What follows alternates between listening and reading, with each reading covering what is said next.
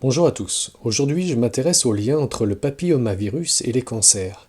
Le site internet papillomavirus.fr du laboratoire MSD indique que le HPV peut entraîner différents types de cancers dont le plus connu est le cancer du col de l'utérus, les autres cancers étant par exemple le cancer de l'anus ou de la bouche.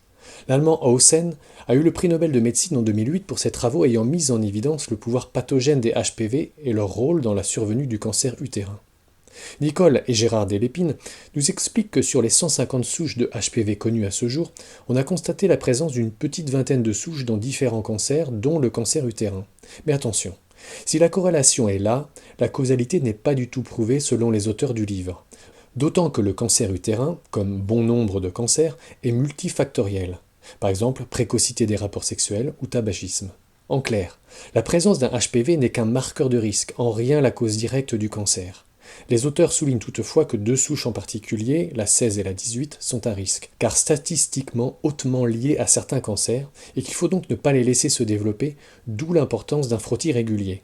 C'est une forte recommandation que l'on retrouve sur le site vidal.fr. Quelles sont donc les données du cancer utérin, le cancer le plus incriminé par le HPV? D'abord, l'âge moyen de ce cancer est 48 ans, bien loin de l'âge où l'on vaccine actuellement les jeunes filles. Ce cancer est 12e dans le triste classement des cancers mortels et provoque environ 1000 morts par an, ce qui représente seulement 0,7% de la mortalité par cancer. Son incidence, c'est-à-dire sa fréquence sur 100 000 habitants, a fortement diminué dans les années 90-2000 grâce au dépistage par frottis.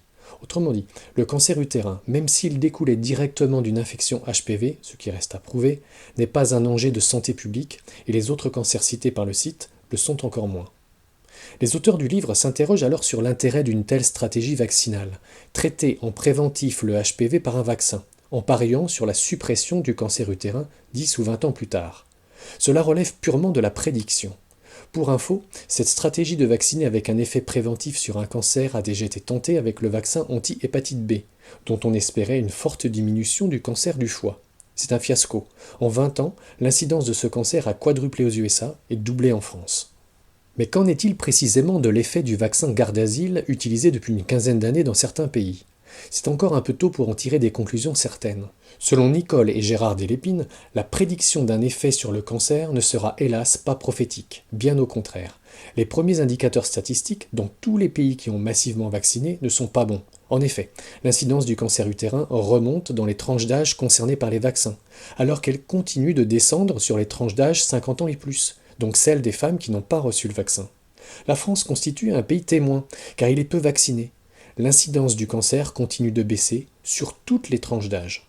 Les analyses statistiques des auteurs sont en totale contradiction avec une étude suédoise apparue fin 2020 qui viendrait prouver l'efficacité du Gardasil sur le cancer selon le site vidal.fr. Je ne suis pas mathématicien et il me semble très difficile de se faire sa propre opinion sur ce point sans de solides connaissances en statistiques. Hélas, je n'ai pas pu avoir l'avis des auteurs sur cette enquête.